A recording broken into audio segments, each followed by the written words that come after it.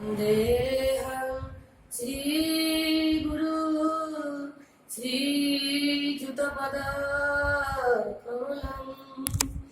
श्रीगुरुर्वैष्णवांश्च श्रीरूपं साग्रजातं सगणरघुनाथान्वितं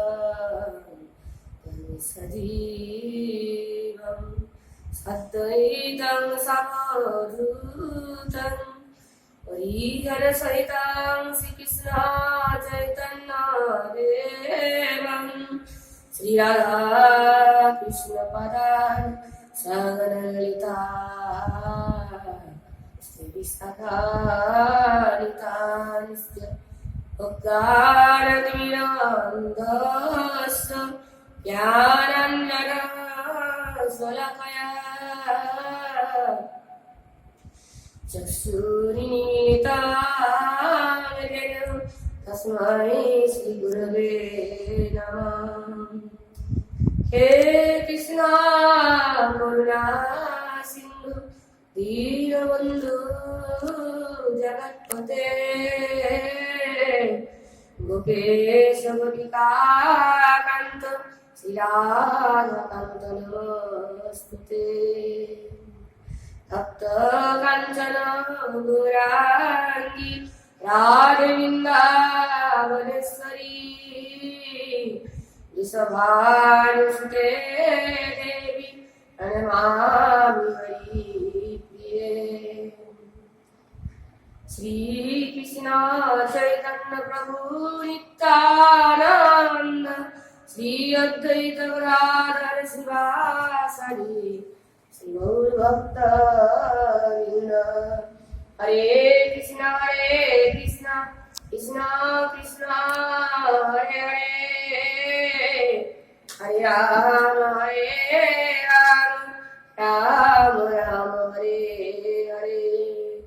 हरे कृष्ण कृष्ण कृष्ण हरे हरे हरे राम राम राम हरे हरे। जय निताय गौर हरि बोल। जय जय श्री राधे। हरे कृष्ण निताय गौर हरि बोल। तो রাধে রাধে। আসুন তাহলে আজকে আমি এর আগের দিন আমি মাতা রুক্মিণী দেবীর সাথে ভগবান শ্রীকৃষ্ণের বিবাহ উৎসব বর্ণনা করেছি এবং তার আগের ঘটনাগুলো আমরা কংসবধের পরের ঘটনাগুলো আমরা বর্ণনা করেছি। ভগবান শ্রীকৃষ্ণ এবং বলরামের শিক্ষালাভ এবং দ্বারকাপুরী নির্মাণ এবং মাতা রুক্মিণী দেবীর সাথে কৃষ্ণের কিভাবে বিবাহ উৎসব সম্পন্ন হয়েছিল সেই ঘটনা আমি এর পূর্বে বর্ণনা করেছি। তো আজকে আমি ভগবান শ্রীকৃষ্ণ কি করেছিলেন না দ্বারকাপুরীতে তিনি তার জীবনে 16,108 বিবাহ রানী মানে কন্যার সাথে তার বিবাহ হয়েছিল। তো সেই ঘটনা আমি আজকে বর্ণনা করব।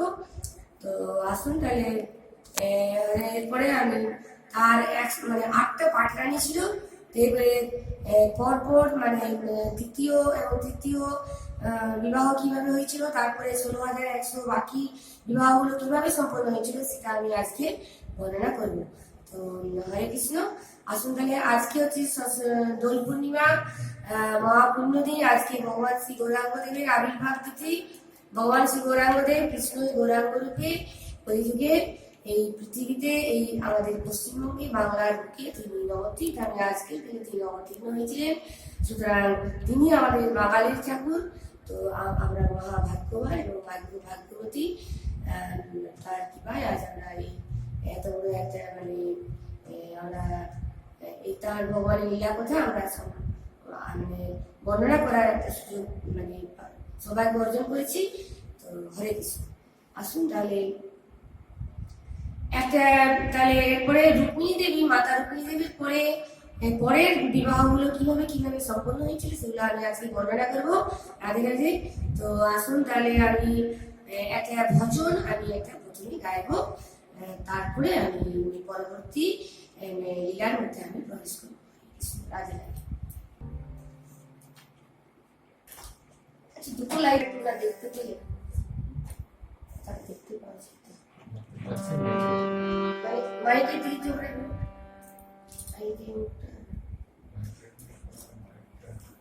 শেষের দিকে লাইন দিয়ে আবার একটু দেখতে হবে। আচ্ছা, ঠিক আছে, স্টার্ট। স্টার্ট। हर धड़कन से तेरा नाम निकलता है, दिल की हर धड़कन से तेरा नाम निकलता है, तेरे दर्शन को मोहन मेरे मन तरसता है, तेरे दर्शन को मोहन मेरे मन तरसता है।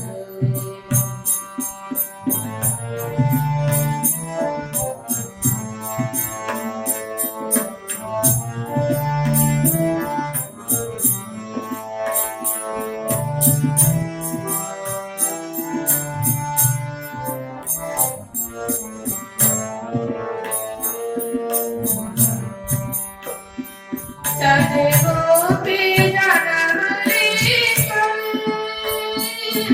मैं हार गई मोहन, दर्शन बिना मैंने तू हर बार मेरा जीवन, हर बार मेरा जीवन, हर बार मेरा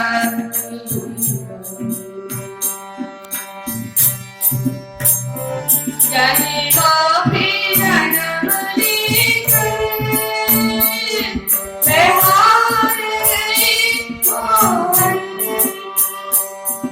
दर्शन बिना मेरी हर बार मेरा जीवन, हर बार मेरा जीवन, हर बार मेरा बदल नहीं तुझसे रात बंदता है, बदल नहीं तुझसे रात बरसता है, तेरे दर्शन को मोहन मेरे मन तरसता है।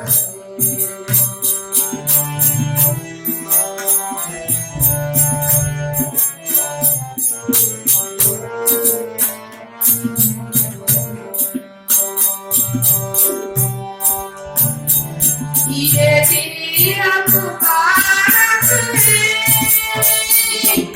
दीवार चलिया दर्शन देकर जाई,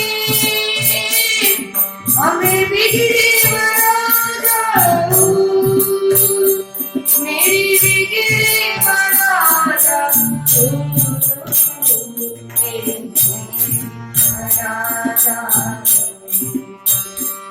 ये दिल पुकारता है एक बार दर्शन दे पर प्यारी, मेरी बिगड़ी बना जाऊं, मेरी बिगड़ी बना जाऊं, बना जाऊं।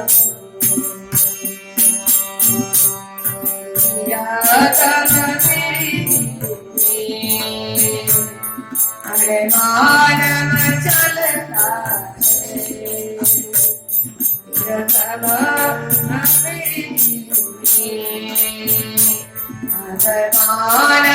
चलता तेरे दर्शन को मोहन मेरे मन तरसता तेरे दर्शन को मोहन मेरे मन में बरसता है।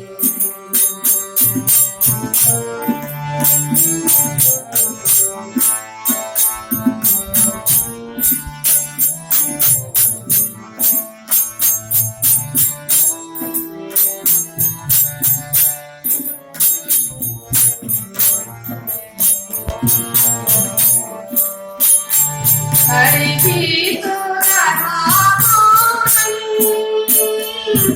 हम भी तो तुम्हारी है। हरि की तो हम भी तो तुम्हारी है। एक बार तो अपना लो जन्मों से तुम्हारी है। जन्मों से तुम्हारी है।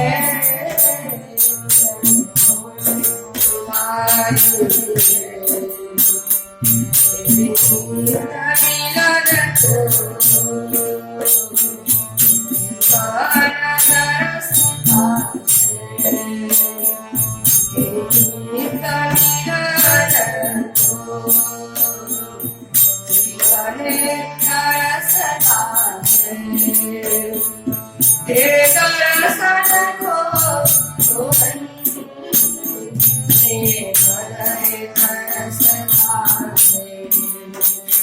तेरे दर्शन को मोहन मेरे मन में बरसता है। हर धड़कन से तेरा नाम निकलता है। तेरे दर्शन को मोहन मेरे मन में बरसता है। तेरे दर्शन को मोहन मेरे मन में बरसता है।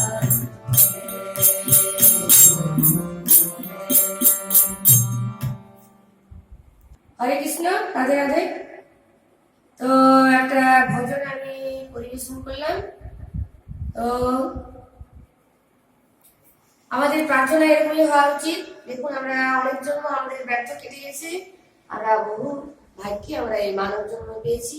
তো এই জন্ম যেন আমাদের কোনোরূপই ব্যর্থ না হয় তার প্রয়াস আমরা করব। তার জন্য ভগবানের কাছে আমরা প্রার্থনা জানাবো। এই গানটাতে এটাই মানে বলতে চাইছি। হরে কৃষ্ণ। এবার নাহলে আসুন ভগবান শ্রীকৃষ্ণের অন্যান্য আবার 16,160 বিবাহ কিভাবে সম্পন্ন হয়েছিল তা আমি এরপরে বর্ণনা করছি। তো আসুন তাহলে। তো এখন ভগবান শ্রীকৃষ্ণ হচ্ছে দ্বারকাপুরীর তিনি রাজা, তিনি হচ্ছেন দ্বারকাধীশ কৃষ্ণ। তো মাতা রুক্মিণী দেবীর সাথে তার বিবাহ সম্পন্ন হয়ে গেছে। এরপরে হয়েছে কি, তো দ্বারকাপুরীতে তার অধীনস্থ একটা ছোট্ট রাজা ছিলেন, মানে জমিদার, তার নাম হচ্ছে সত্রাজিৎ। তো সত্রাজিৎ রাজার কি হয়েছিল না, উনি একটা কোথা থেকে একটা মণি পেয়েছিলেন, সেটার নাম হচ্ছে সামন্তক মণি। তো এই সামন্তক মণির কি ক্ষমতা ছিল না, সামন্তক মণি একটা অনেক বড় গুণ ছিল যে সামন্তক মণিকে যদি বিধিপূর্বক মানে পূজা করা হয় তাহলে এটা থেকে প্রতিদিন মানে 8 ভার সোনা উৎপন্ন হতো। তো 8 ভার সোনা মানে এখনকার ওজনে এটা হচ্ছে 2 কুইন্টাল। তো প্রত্যেকদিন 2 কুইন্টাল সোনা এই সামন্তকমণি থেকে উৎপন্ন হতো। তো দেখুন, তখনকার দিনে সামন্তকমণি ছিল, তো সামন্তকমণির অনেক ক্ষমতা ছিল, চিন্তামণি ছিল, তারপরে আপনার কল্পবৃক্ষ ছিল, তারপরে আপনার ছিল কি যেন পারসমণি। পারসমণি কিছুকাল পূর্বেও ছিল, কয়েকশো বছর আগে, আর সম্রাট আকবরের আমলে ছিল পারসমণি। লোহাতে স্পর্শ করলে এটা সোনা হয়ে যেত। তো এই ধরনের আমাদের ভারতবর্ষে ছিল। তো এখন হচ্ছে ব্যাপার হচ্ছে যে এই যে সামন্তকমণির এত ক্ষমতা, চিন্তামণির হাতে নিয়ে আমরা যা চিন্তা করবো তাই আমরা পেয়ে যাবো, যে ধন বাড়ি গাড়ি সবই পেয়ে যাবো, এরকম তার মানে ক্ষমতা। তো তো দেখুন সামন্তমণি, চিন্তামণি, কল্পবৃক্ষ, এদের এত ক্ষমতা যে মানে জনজাগতিক বিষয়ে আমরা সবকিছুই আমরা যা চাইবো তাই পাবো।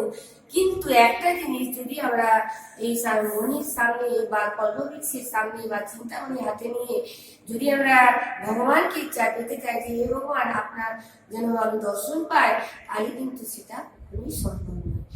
মানে চিন্তামণি বা পারসমণি বা কল্পবৃক্ষ কোনো কিছুরই মানে ভগবান ঈশ্বর লাভের দেওয়ার মানে ভগবানকে পাইয়ে দেওয়ার কোনো ক্ষমতা নেই। তো ভগবানকে কিভাবে তাহলে আমরা পাবো? ভগবানকে কে পাইয়ে দেন? ভগবানকে পাইয়ে দেন সদ্গুরু। সদ্গুরু পাইয়ে দেন। তো সদ্গুরু কে? সদ্গুরু একমাত্র ক্ষমতা ভগবানকে এবং সদ্গুরু, তাহলে আমাদের প্রত্যেকেরই সদ্গুরু চরণাশ্রয় করা উচিত। আর সদ্গুরুর চরণাশ্রয় করে এবং তার নির্দেশ মতো আমাদেরকে মানে চলতে হবে, তাহলে আমরা মানে ভগবত প্রাপ্তি একজনই আমরা পেয়ে যাব। তো সদ্গুরু এবারে কিভাবে পাওয়া যায়? সদ্গুরু সাধারণ মানুষ নয়। তো সদ্গুরু কিভাবে পাওয়া যায় না? সদ্গুরু খুঁজে খুঁজে পাওয়া যায় না। জগতে অনেক রকম গুরু আছে, অনেক মানে ঠকবাজ গুরু আছে, অনেক সদ্গুরু আছে। তো তার মধ্যে দেখে চেনা যায় না, কিন্তু সদ্গুরুর জন্য ভগবানকে কাছে আতরভাবে প্রার্থনা করতে হবে, হে ভগবান আমাকে সদ্গুরু পাইয়ে দিন, আমি যেন ভগবানকে লাভ করতে পারি। তাতে আমাকে যা ত্যাগ স্বীকার করতে হয় আমি করতে প্রস্তুত আছি। আমি যদি রাজি থাকি তাহলে ভগবান আমাকে তিনি স্বয়ং গুরুরূপে আমার কাছে এসে আবির্ভূত হবেন। তো ভগবান সদ্গুরু স্বয়ং ভগবান। তো শাস্ত্রে আছে যে জীবের উদ্ধার লাগি নন্দ সুত হরি আপনি প্রকাশ হন গুরুর উদ্ধরি। এই চৈতন্য চৈতন্যতে আছে।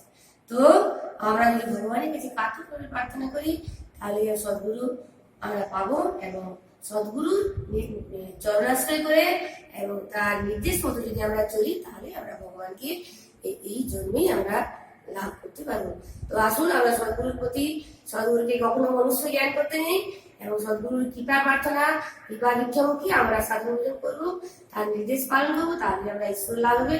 তো আসুন আমরা সদ্গুরুর জন্য একটা গুরুদেবের একটা আমরা গান এখন করি, তারপরে পরবর্তী শ্রীমদ ভাগবত লীলার মধ্যে আমরা প্রবেশ করবো। হরে কৃষ্ণ।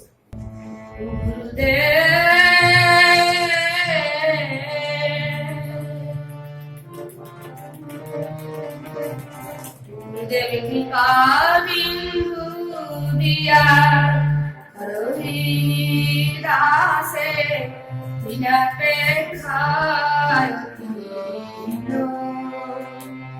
গুরুদেব কৃপা বিন্দু দিয়া হরি দাসে বিনা পেক্ষায়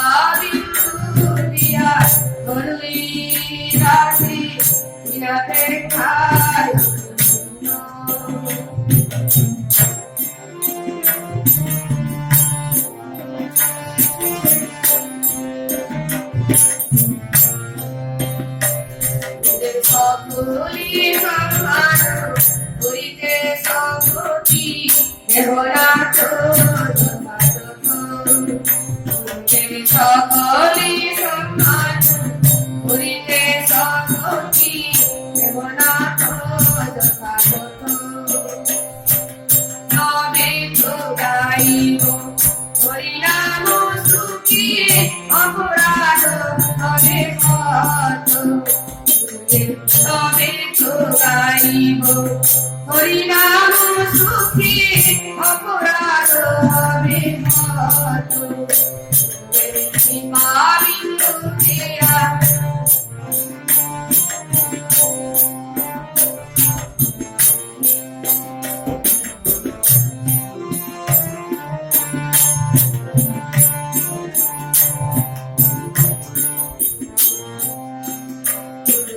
করে রহিয়ায় জানো নিতান্ত হইবে নাথ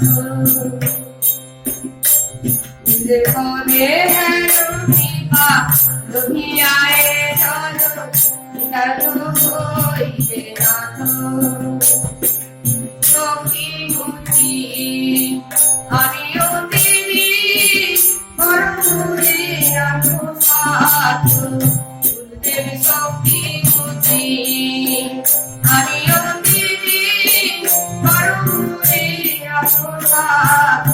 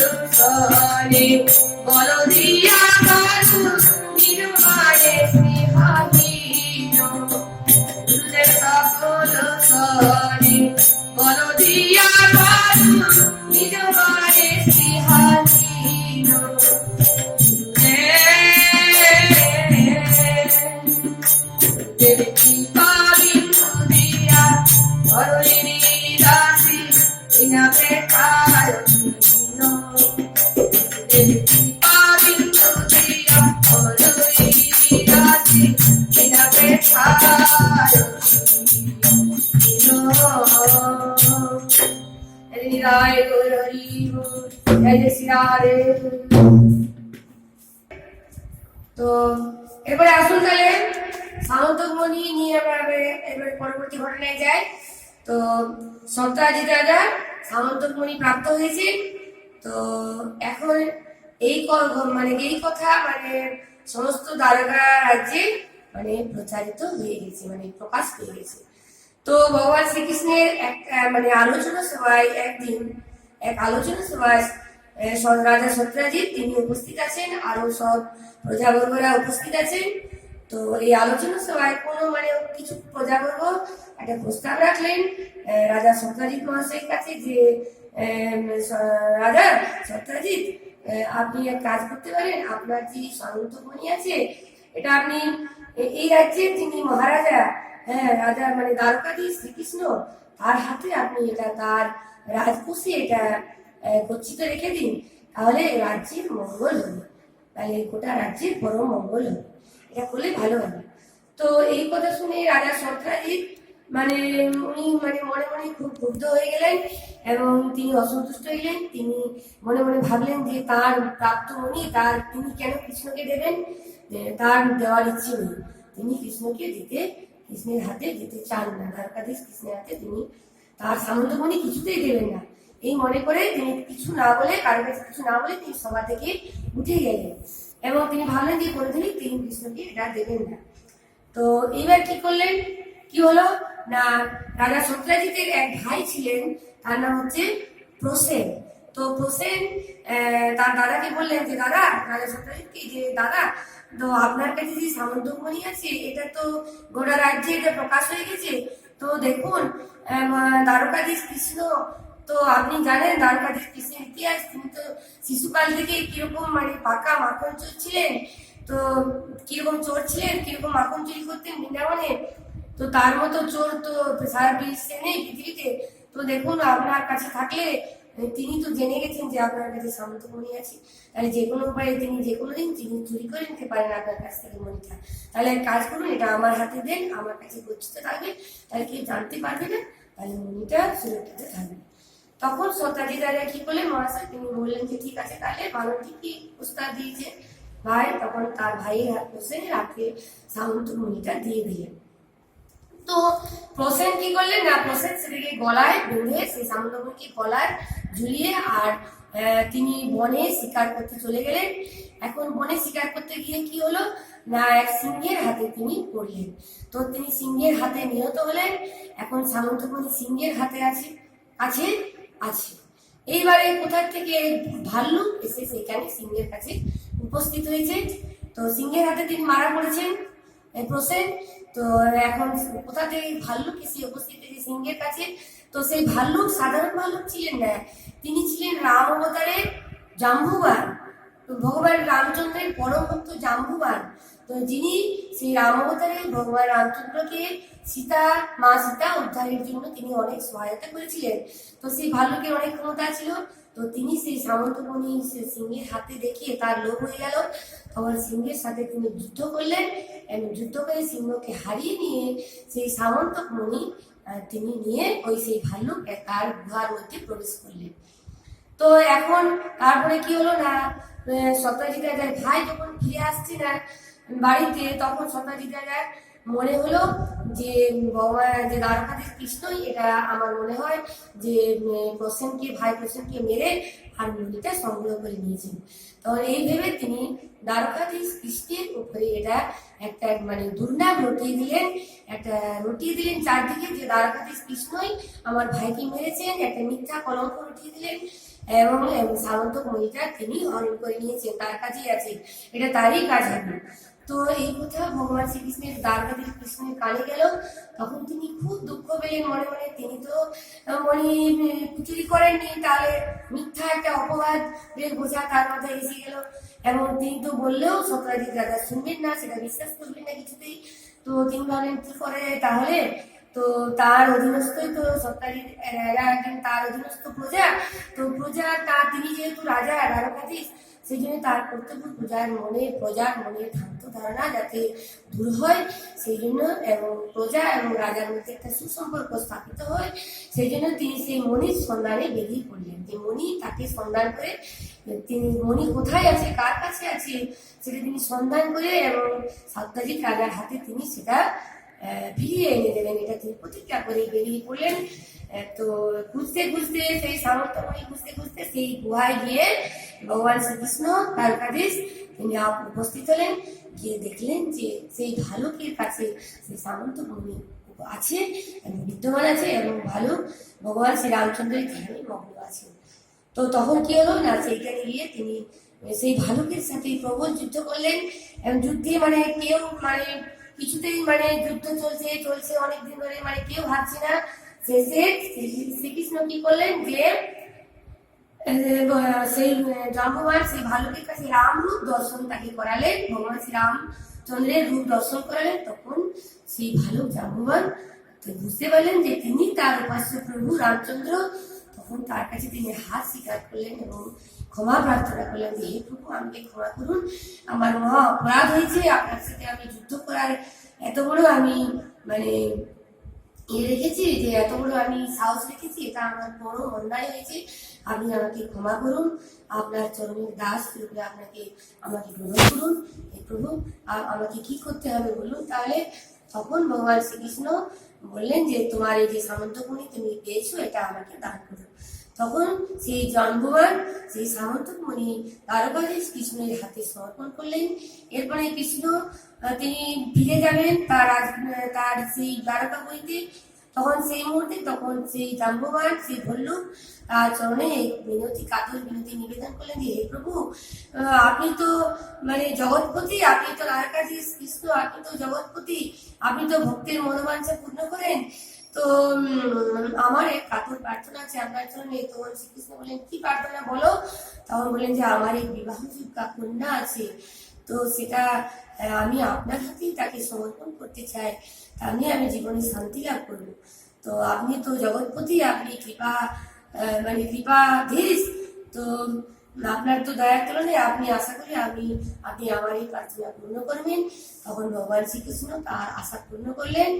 তখন সেই তার জাম্বুবলীর কন্যা জাম্বুবতীকে তিনি বিবাহ করলেন এবং জাম্বুবতীকে নিয়ে তিনি তার রাজধানী দ্বারকাপুরীতে ফিরে এলেন এবং মণি নিয়ে, এবং সেই সামন্ত মণিকে তিনি সেই সত্যাজিৎ রাজার হাতে সমর্পণ করে দিলেন এবং সমস্ত ঘটনা বর্ণনা করলেন। তখন সেই সত্যাজিৎ রাজা সামন্ত মণি পেয়ে খুশি হলেন তো বটে, এবং তার ভ্রান্ত ধারণা দূর হলো, এবং তিনি যে ভগবান শ্রীকৃষ্ণকে মিথ্যা কলঙ্ক আরোপ করেছেন তার জন্য তিনি অত্যন্ত নিজে অপরাধ বোধ যুক্ত হয়ে আছেন।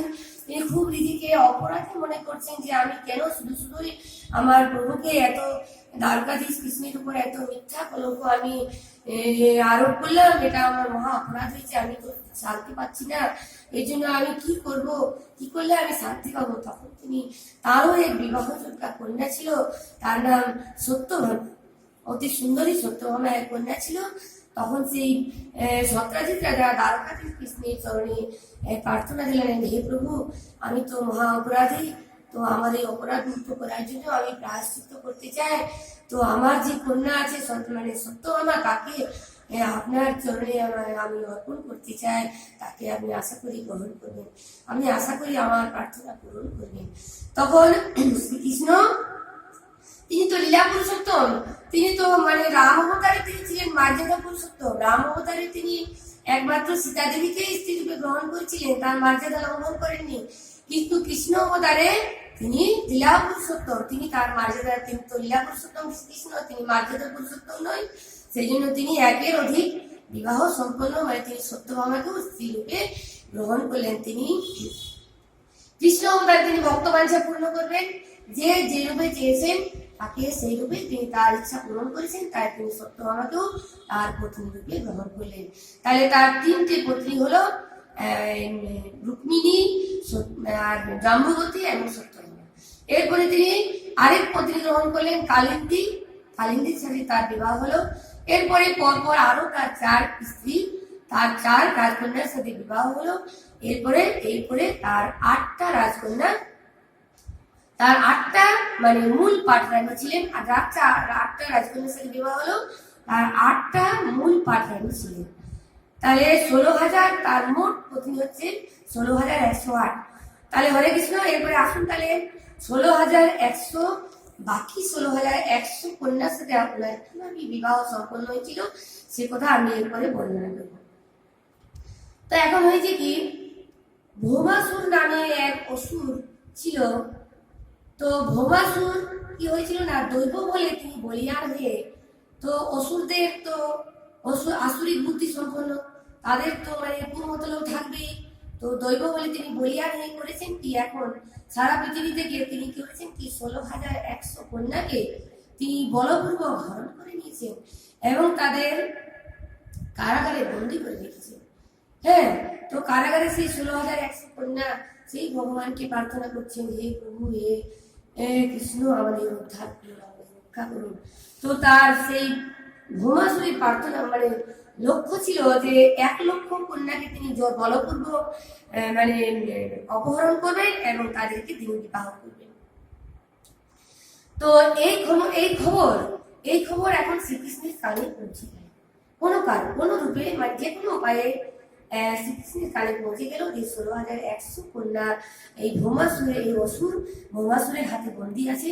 তো 16,100 রাজকন্যাকে কন্যাকে তাকে উদ্ধার করতে হবে ভৌমাসুরের হাত থেকে। তারা বন্দী, তারা অত্যন্ত কাতর ভাবে, তারা অত্যন্ত কষ্টের মধ্যে আছে, তাকে উদ্ধার করতে হবে। তো তখন শ্রীকৃষ্ণ প্রতিজ্ঞা করলেন যে 16,108 রাজকন্যাকে আমি উদ্ধার করবো এই অসুরের হাত থেকে।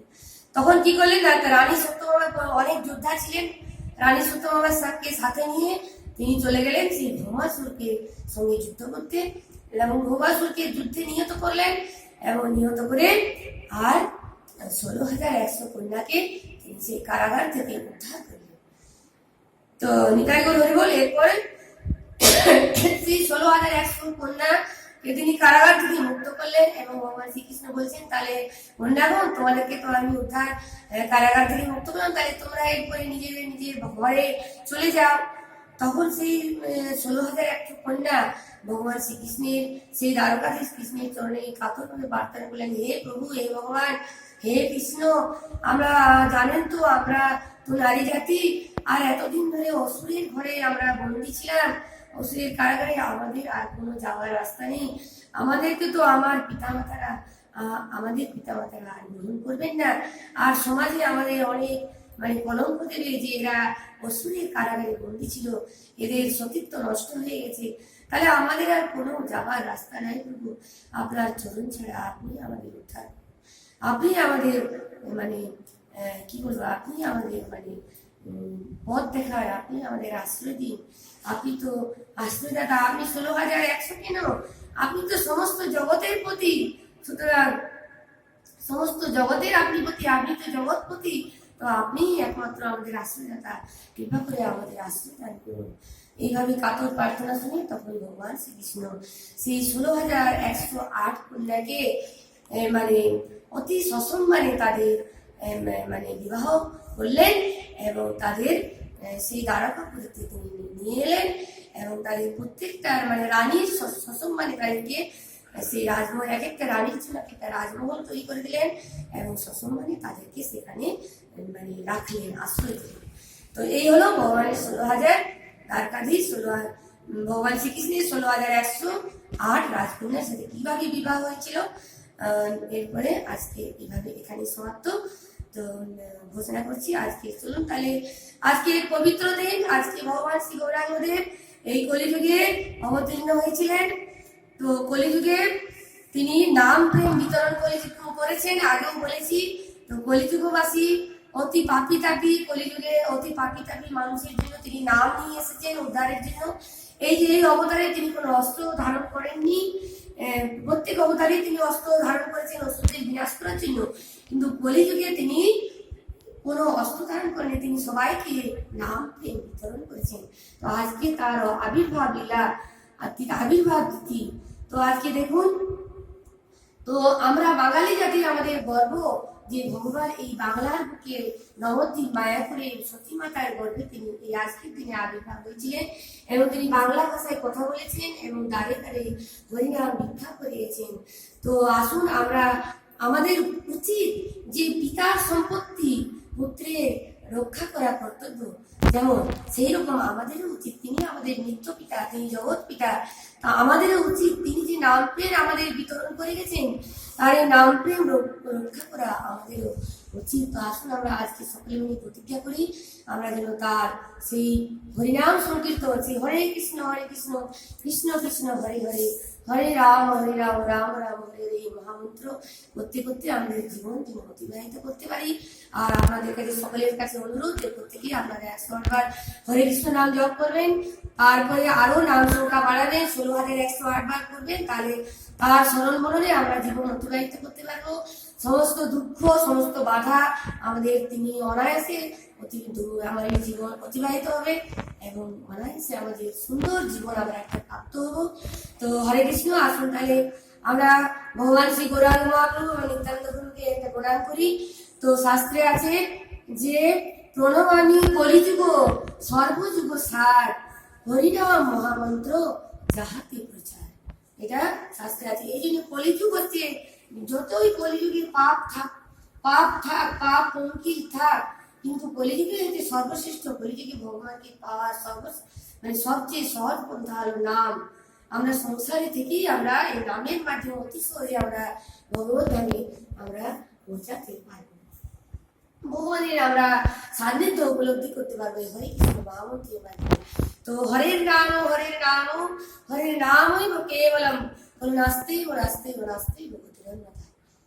তো আসুন, হরে কৃষ্ণ, জয় নিতাই গৌর হরি বল। তো এরপরে তাহলে একটা মহাপ্রভুর যে তিনি দান করে গেছেন অকাতরে, হরে কৃষ্ণ মহামন্ত্র জীবকে অকাতরে দান করে গেছেন, সেই মহামন্ত্র একটা আমরা কীর্তন করি, তারপরে আমরা ভিডিওটা আমরা সমাপ্ত করি। তো তার আগে আমি একটা কথা আপনাদের বলি যে আজকে আমরা এই যে আমার পরম সৌভাগ্য এই দাদাদের পেয়েছি, তবলা পেয়েছি, আর এই যে আমরা মৃদঙ্গ মানে করতালও পেয়েছি। আমার অনেক দিনের আশা ছিল যে এটা তবলা বা খোল আমার প্রোগ্রামের সাথে যাতে পাই। মহাপ্রভুর অশেষ কৃপা এনাদের আমি পেয়েছি, এনাদের আশীর্বাদে আশা করি আমার মানে প্রোগ্রাম ভালো হবে। আপনারা আর আপনাদের কাছে একটা বিনীত অনুরোধ যে আমার এই ভিডিওগুলো আপনারা প্রত্যেকেই সাবস্ক্রাইব করবেন, চ্যানেলটি সাবস্ক্রাইব করবেন। এবং আমি কোনো মানে কি বলবো যে মানে ভিডিওগুলো দেখে আপনারা একটা মানে লাইক শেয়ার এবং আপনারা করবেন, মানে কমেন্ট অবশ্যই আপনারা করবেন। আমি কোনো কমেন্ট পাচ্ছি না, এই জন্য আমার মনে একটু কষ্ট হচ্ছে। যদি কোনো ভুল ত্রুটি হয়ে থাকে আপনারা ক্ষমা করবেন, আর আরও যাতে ভালো হয় তাই জন্য আপনারা প্রস্তাব দিবেন, যাতে আরও আমার ভগবানের কথা লিখতে পারি সারা জীবন, আরও ভালো যাতে করতে পারি, আপনাদের কাছে পরিবেশন করতে পারি।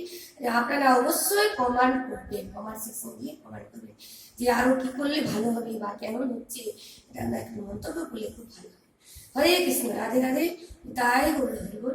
আসুন তাহলে একটা হরে কৃষ্ণ মহামন্ত্র কীর্তন করে আমরা আজকে আমরা সমাপ্তি ঘোষণা করি।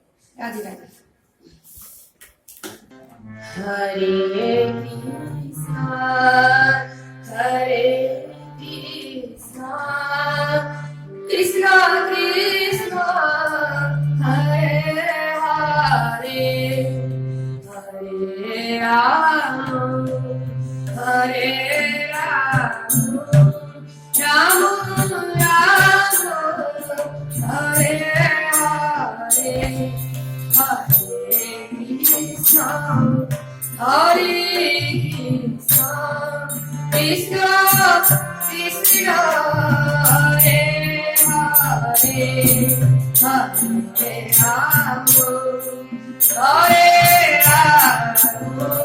রাম রাম রাম হরে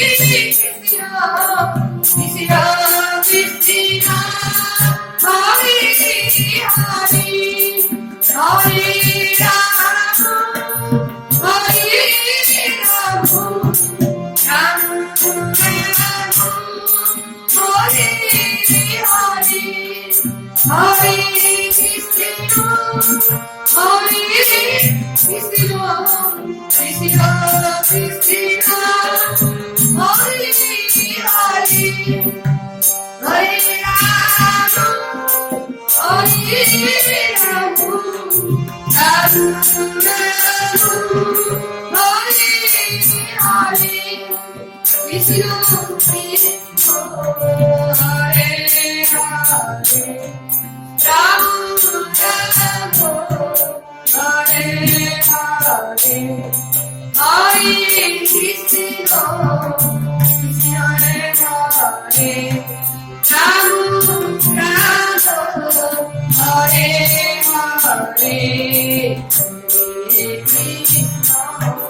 Hare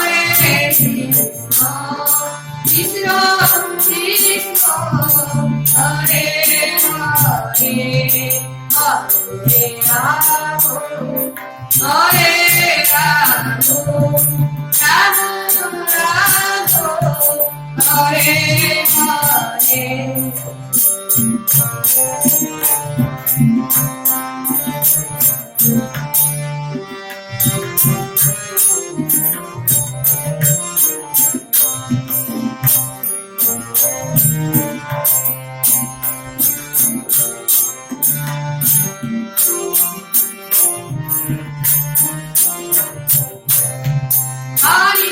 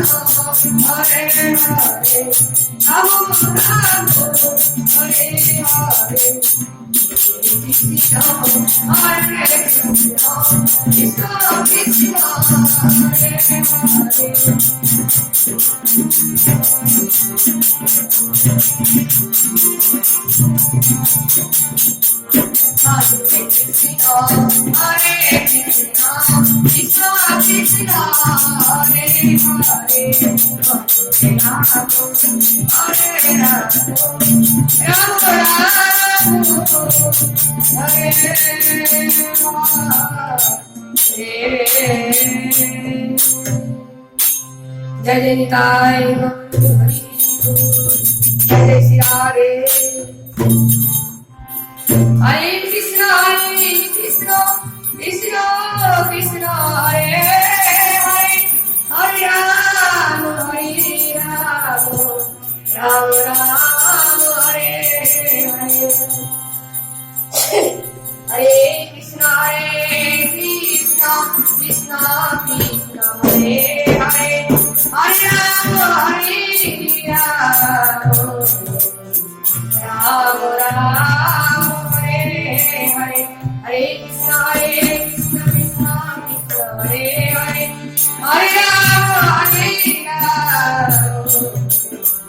राम राम हरे हरे जय जय गुरु हरि बोल जय श्री राधे।